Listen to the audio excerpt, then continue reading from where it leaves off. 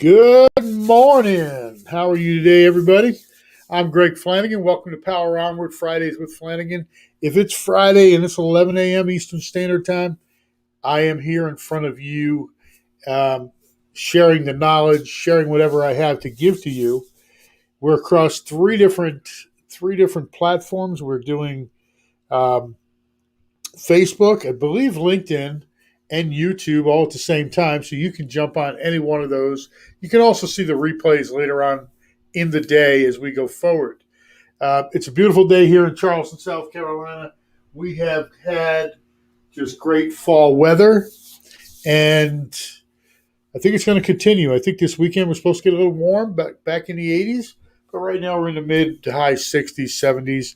And as always, we run a small real estate team down here. Small, we're at about 15 million. But we run a small team down here. If you have any referrals into the area, send them our way. We're happy to take them. You can catch me at scsold.com, Greg Flanagan. Uh, Happy to take care of your people. You'll never be embarrassed if you refer them to us. We treat them like your family, and we'll go on from there. So let's start out with our regular. If you're not familiar with the broadcast, the Power Onward is my coaching company. Fridays with Flanagan is something I've been doing for a few years now. You can go onto our YouTube page and grab that. Uh, it's on poweronwardmastermind.com or at Power Onward Mastermind on YouTube. So what we do here is every week you join me as I pull back the curtain on some of the best kept secrets of the real estate world. Each week we dive into what's happening in the market and how we as professional real estate agents should be responding. The market continues to be a seasonal adjustment right now. We're seeing people lowering their prices or adjusting them lower, if you want to say that. Most of these people, it happens every September and October. Most of these people have been on the market for, longer than the normal days on market, and they're just starting to drop their prices, hopefully getting sold prior to the holiday market. And of course, holiday markets are great. And do you know why they're great? Because the real buyers are out there. We don't have tire kickers. The real sellers are out there. We don't have people that are just testing the market. So I really want you to make sure that when you're talking to your listing prospects, even the people that are under contract, under listing right now, that you're explaining to them that we're going into a great time of year. It's not the time of year to give up. It's a great time of year because we are, the only thing out there is you. Competition is less. There's less homes on the market. Pricing, it's a little less competitive. More buyers, less houses, raise your price, get a better deal. I know we saw that all summer. I think the days of the super spectacular, I got 40 offers, is pretty much done here in Charleston. But, real estate is local, and I'm sure there's some localized places out there that are still experiencing those massive, massive offers coming in from buyers. So today's topic, success is not variety. It's funny, I had more emails prior to this session than I had more emails prior to this session than I have any other. It's like, wow, what is that all about? Success is not variety. Um, it's something I got from a notes taken by another person, one of my coaches, that he shared with me from a few years back from a John Maxwell event that he had attended. Might have been over in England even. And John said success is not variety. I've heard this before. What is success? Success is a daily routine of habits over time. Success is boredom. Success is monotone. Success is dull. Everything about success is pretty dull, right? It's boring. It's monotonous. It's doing something over and over and over again. And we can see this in all kinds of not just in the sales. That's what we're going to focus on today, of course, is sales. But we see this in success of some athletes. You take a Tiger Woods, and I did some research, and I know, I've been a fan of Tigers for a couple, 3 decades now, right? And his morning routine, back when he was playing golf, not since the accident, of course, a 4 mile jog, 3 hours range practice, an hour on his short game, another 4 mile jog, and then some tennis or basketball to loosen up, right? He did this every day. Every day, this is what he did. 4 mile jog, 3 hours range practice, an hour on his short game, every single day. How monotonous can get? Anybody here play golf? If you play golf, I want you to go up to the range, take a few hundred golf balls, right? Take a few hundred golf balls, dump them out, and just practice your shots. Now, you and I, as amateurs, we get up there, we flail at a couple, we take a couple different clubs. Obviously, Woods had a different pattern of how to do it. He'd get up there and he'd probably pull his short clubs first and work on his wedges, his gap wedges, and then go into his longer clubs and finally his drivers. And that's the way he would do that. But think of doing that for 3 hours. All you're doing is hitting balls, listening to your body, tweaking this, tweaking that, listening to your coach every day, every day. That's got to be monotonous. But it's what makes him a success as compared to, let's say,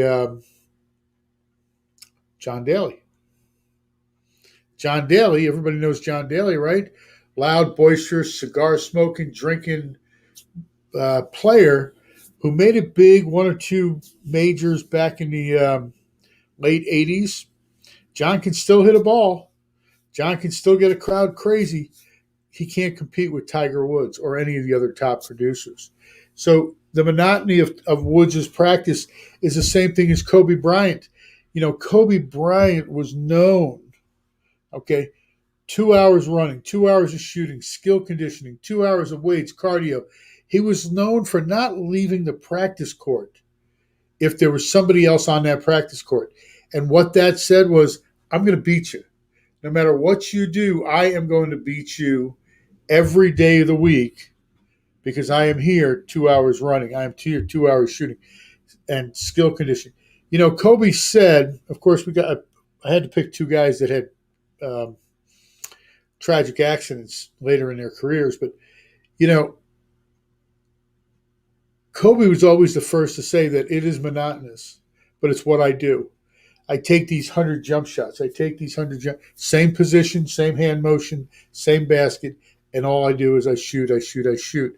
So that when he gets to the game, when Woods gets to the game, it's you practice in private and you perform in public.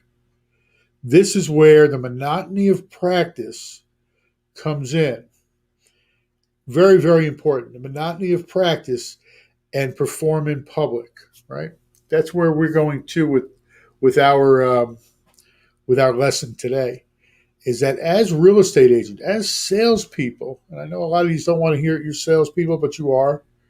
You are. If you're wandering around aimlessly with no intent, with no knowledge, with no practice, you're just somebody showing houses. You can be replaced at a $20 an hour person, right? If you're looking to make the big bucks, you want to be the fiduciary, you want to gross the most amount of money, you have to be a professional at it. You have to be as dedicated as Kobe. You have to be as monotonous as Tiger. How do we do that in our world? And that's where it comes down to success is not variety. Success is well planned out. It's not shooting from the hip. It's well planned out, repetitive. We gain success by having habits that were developed and honed throughout the years. Thank you. You're right. It does, and that's how we do it. So we're going to go through a few. And one of the biggest contentions, especially if you're not used to it or you haven't been through any formal sales training, is about language patterns. It's about asking questions. It's about knowing what to ask, when to ask, how to ask it, what your inflection is when you ask it, how to get more, extract more information from your buyers and sellers so that you can give them what they are asking you to give them. To me, I mean, salesperson, gosh, I know people that I say salesperson to, and they go, "Oh, you slimy, sleazy! You're going to make me buy something. You're going to make me buy something against my will." And that's not what a salesperson does. Not what a professional salesperson does. A professional salesperson finds out what you need and helps you find it, helps you fulfill your need. That's what they do. All right. If you run across the despicable types, that's not professionalism. That's just dear old sheer greed. When they don't care about you, when they're not fiduciary, when they're not listening to your wants and needs, and they're constantly hammering you. That's not what we're here about. So sales proficiency. We talk about language. Let's talk about scripts. Let's talk about knowing your scripts. It's a pattern, and I've got it up here. We need scripts for everything from answering our phones, the outbound follow-up calls, presentations, objection handlers. Those are our 3 hours of hitting balls. Those are our 3 hours of shooting balls, 4 miles of running. These are all things that we as salespeople, whether it's here in real estate or you're selling cars or you're selling stereos at Best Buy, these are things that we should practice on a daily basis. Get them so that we know them without thinking about it. Do you think that when Kobe was dribbling down the court, he thought to himself, "Oh, I got to stop at this point. I got to lean back. I got to and follow." He didn't think anything about that. He was looking at the basket, dribbling down. He knew where his spot was. He knew how he had to jump. He knew how he had to follow through because it was so well practiced. That's the same thing with sales. As we practice, as we get structured language, scripts into our brains, it becomes much easier, right? And this goes back to variety, not having variety, okay? It's not the time for variety. You can't pick up a phone if you're answering a phone call and you don't know what the script is. You know, you got ads out there. Let's say you're running a listing ad for 123 Main Street, and you pick up the phone and goes, "Hey, Greg, how you doing?" And the guy says, "I want to know about 123 Main Street." "Sure, it's 3 bedrooms and 4 baths. It's $250,000. Click. He hangs up the phone because he got what he needed. If you know your script, if you know your language pattern, and you know what you need to ask for him, you're going to get a telephone number, you're going to get a contact, you're going to get his motivation, and you're going to get a client. You see, the first person if he gets to a professional salesperson, that professional salesperson will have all that information.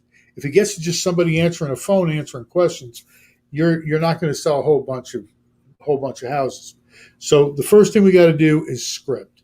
You've got to answer. You've got to practice your scripts. I have another teaching on script practice, how to do it with scripts and all that other stuff. Drop me an email if you want to see it. We'll help you with that. You know, people say, "Well, it doesn't sound like me, Greg." Let's transfer to the next one. Those scripts, they aren't me. It's not what I do. It's not what I say. I can talk to people all day long. Sure, you can talk to people all day long. But if you're not getting anywhere with them, if they start talking about their grandmother, their grandpa, and 30 minutes later, they're still talking to you about mom, dad, and pop, and you're not doing your job. You're not doing them any favors. You're not doing you any favors. You can talk about that stuff, but the conversation should be after you find out what they want and need. And this comes back to knowing your scripts when they call in. Practice, practice, practice. You know, I found a little thing as I was researching this topic. Excuse me. The FBI, sorry about that, Federal Bureau of Investigation, those swell fellers out in Washington, D.C., did a study and it indicated that it takes 480 hours to reach basic fluency in Group 1 languages. Group 1 languages being Italian, Spanish, French, what you learned in high school, right? And 720 hours for Group 2 to 4 languages. Group 2 to 4 languages, Greek, Latin, some of the others, Chinese probably. If we are able to put in 10 hours a day to learn a language, then basic fluency in the easy languages should take 48 days. Well, here's the thing. You already know the language. It's English. For the most part, it's English. How long is it going to take you to learn a script? Now, the way I teach it is sit down, focus on one script. If you're with an expired, if you're going to focus on expired, if your business is going to be expired, then you find yourself an expired script. I don't care what it is. Find it, practice it, role play it, and then use it. You're going to do this. If it takes 448 days to learn a language, I think you could probably do this in 30 days for one script and become proficient at it, proficient enough to recite that while you're talking to somebody. Now, the only way you're going to really internalize that script is to use it. You can learn all the scripts in the world, but if you're not going to pick up a phone or meet people out in public, then it's not going to do you any good. You really do need to use it. So let's go with a 10, 10, 10, 10, 10, 10 days. 10 days, write it down. 10 days, rehearse it in a mirror. 10 days, role play it with a buddy, preferably 3 or 4 different buddies. And I want you to do this for 3 hours. 3 hours a day. If you got nothing else going on in your life and you don't have any sales, you have no prospects, you have nobody to talk to, then the only thing you have to do is to learn the language of sales in real estate. That's the only thing you have to do. If you want to make it in real estate, and I don't care if you got a month on a job, a day on a job, or 6 years on a job, if you're not making the money that you want to make, it comes down to what you're doing on a daily basis. There's nothing wrong with the market. Don't care if the market is in the gutter or it's flying high. It's about what you do on a daily basis. And if you're not doing it, you're not making money. Don't blame the market. Don't blame the company. Don't blame your neighbor, your brother, your sister, your partner. It's you. You're the one that has to do the work. And this is where this comes in.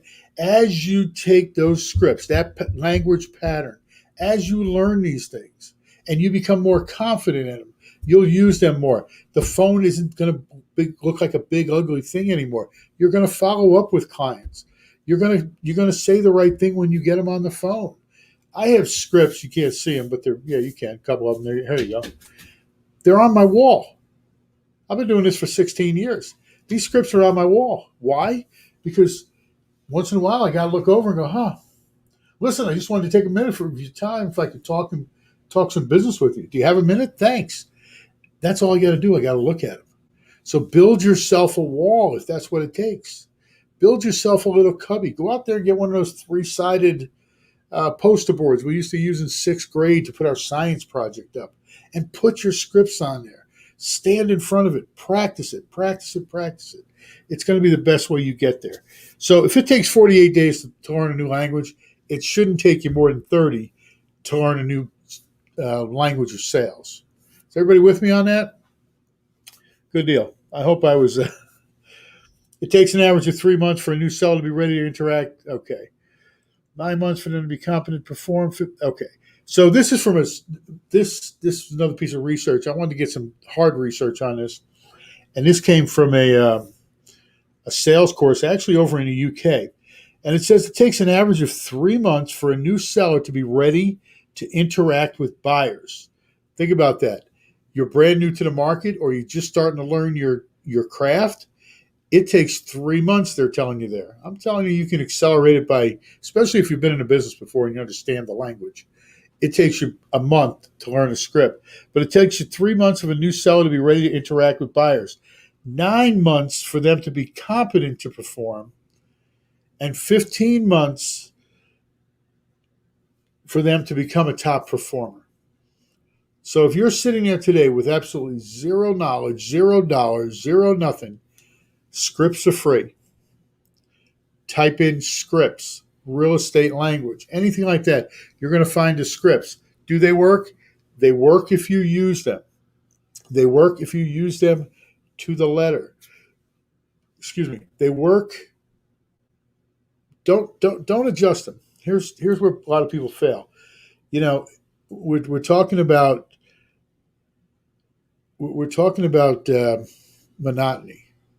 We're talking about do the same thing every time. Tiger hits the ball the same way every time. Kobe throws the basket. Aretha Franklin sings the same notes every time. They've been practicing for years. Why do you think you need to change something that obviously works? I haven't changed this. And it works. Okay? It works, and it'll continue to work. Now, there might be an adjustment here and there in case the world blows up, and I got to say, hey, sorry to hear the world blew up. But as far as the questions that are asked and the responses I get and the answers I give back, which I know because I've practiced these objection deflections, I know them. So don't be creative. Learn it. Learn it by rote. Learn it word for word. Understand the inflections. Understand how you're supposed to say it, and go forward. Now, you want to be creative? Go buy yourself a paintbrush and an easel. Be creative that way. Go out and paint something. Okay, don't get creative with the scripts. All right. Form new habits. Focus on one structured conversation. We talked about that. Write it down, say it, play it. If you're not familiar with an LP Mama, now if you're brand new in the industry, an LP Mama is the 5 things that you should be talking to those first conversations. This is a hot topic among different agents. Some companies say they start with a Z and they say just go meet the guy at the door. Well, it's not the way.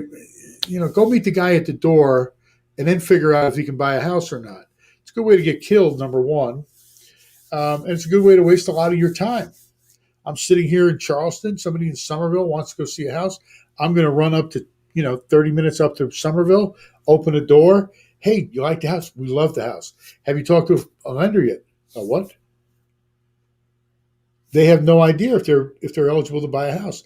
Now that works quite a bit. It's just not the way I work. I want to know who I'm dealing with before I go and meet them. So we have an LP Mama. And it's not unique to me. It's out there on the web. You can pull it up anywhere. And it's location, price. Sorry about that. Location, price, motivation. Most important thing out of everything is motivation. We've talked about that in the past, how to find that motivation. Do you have an agent? A. M is, do you have a mortgage? Do you need a mortgage? And A, the last A, is let's meet. Let's have an appointment. So location, price, motivation, agent, mortgage, appointment. Most important part is to get the appointment. If they qualify, right, you're going to look for the motivation first. Hey, so what's bringing you to Charleston? Well, my brother and sister live there. They really love it. We want to live next to them. Keep that motivation. When are you going to move in? Well, we'd like to be there by Christmas. Great motivation. Mother, brother, sister live there. We want to be there by December. Remind them that through the conversation. So if you were to move here by December so you can be with your mother, brother, sister, and uncle, wouldn't that be great? What does that mean to your family? Right? These are all scripts. These are things that we learn. I'm doing them a little paraphrasing. But so they say, yes. What price point would you like to be at? Well, we're thinking about $500,000. Okay, is that going to be cash? Whoa, no, it's going to be a mortgage. Oh, have you talked to your lender already? We have. We're pre-approved. Fabulous. Let's go forward. Are you working with any other agents, or if you like what you hear today, I can be that agent. You can be that agent. Okay, super. Let's meet Monday at 3:00, and I'll take you through the house. Thank you very much. Click. We're done. So That's a fast script. Obviously, it goes a little bit longer. It's probably a 12-minute conversation. Spend a good 3 minutes on the motivation part because that's the most important part. If you know their motivation, you always bring that back to them. So we're running a little long on time. So we're going to jump into the 5. Any questions on that? It's all about scripts. It's all about what you know up here, and how you bring those folks along with you. Do it in the right manner, and they'll be clients for life. All right. So the next thing we're going to talk about is the 5 daily real estate habits, tasks, assignments that need to be done every day. Number 1, the second most important thing is lead generate. Talk to 10 new people a day. Whether you're circle prospecting, you're calling, or you're knocking, get your scripts correct. Cold calling, have intentional real estate conversations, ask for referrals. Okay, that's the first part, lead generation. The most important part of your day is the follow-up on the lead generation you did yesterday and the day before, right? You want 10 non-active database people. You want 10 active people in your database, and ask every one of them for a referral. You're losing money if you're not asking for referrals. Hey, Bob, okay, so you didn't want to buy today. By chance, you know anybody else that's looking to buy or sell or invest in real estate? You do. Would you mind if you shared that information with me? Number 3, preview minimum 1 house a day. Your activity breeds activity. You say, but Greg, it's just a house. I'm just going to go in and walk around. No, it's about knowing what's on your grocery shelves. I've said this before.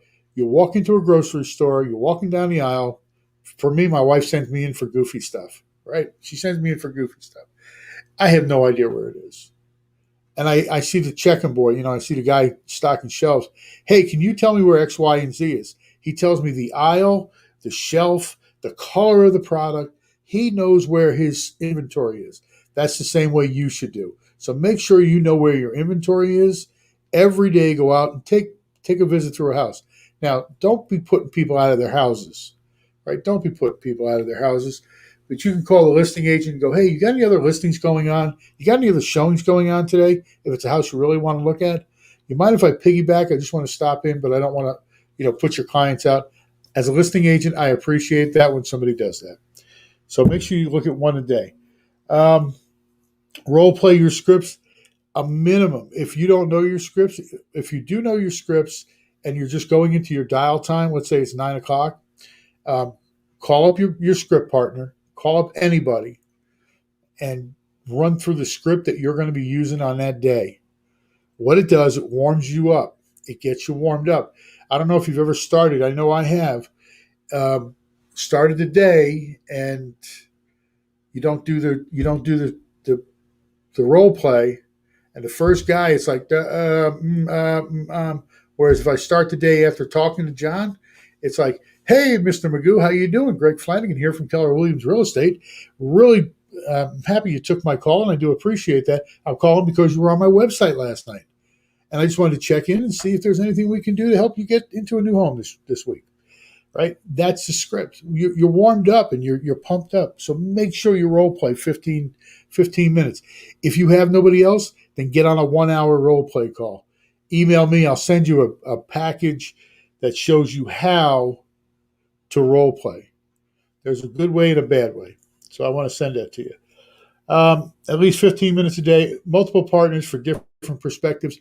I use different partners when I am out there actively prospecting. I use different partners so they get a different perspective on what I'm saying. If you use the same partner, boy, it gets old. It gets real old. They're going to let you off the hook quite a few times. And the last but not least, be intentional and be purposeful. Okay, this is the most important part. If you are not intentional with your words, purposeful in what you're doing, you might as well just go back to an hourly job. Get yourself a job and go. This is about you're getting out of bed, you're doing what you need to get done, and you're being intentional about it. Okay.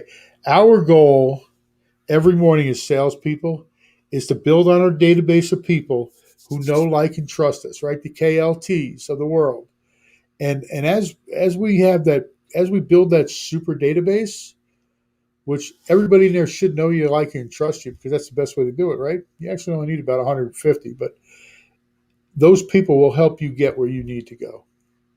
All right. So make sure you know them and make sure you talk to them. Feed that database constantly, grow that database constantly. It'll grow your income. Your spouse will be happy for you. I'll be happy for you. You'll be happy for it. Everybody will be happy. So any questions on that? Let me know. And that was Success is Not Variety. There's where the bullets were supposed to go. I never got to them. So, hey, power onward. Fridays with Flanagan, every Friday, 11 a.m. Drop your email in the comments below or send us a private message, and we will send you our 25 most frequently used objection handlers. And that's the document that also has my way of script practice.